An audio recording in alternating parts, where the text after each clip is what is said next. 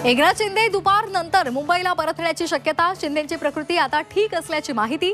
आज ग्रामदैवतेचं दर्शन घेणार असल्याची सूत्रांची माहिती।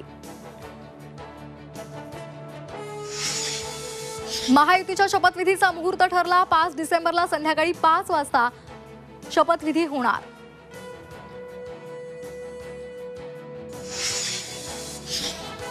शरद पवार यांनी बोलावली पक्षाच्या आमदारांची बैठक। बैठकीमध्ये गटनेता, विधिमंडळ पक्षनेता आणि मुख्य प्रतोदांची निवड होण्याची शक्यता। मनोज जरांगे पाटील आज तुळजापूर पंढरपूरच्या दौऱ्यावर। आई तुळजाभवानी आणि विठ्ठल रुक्मिणीचं दर्शन घेणार।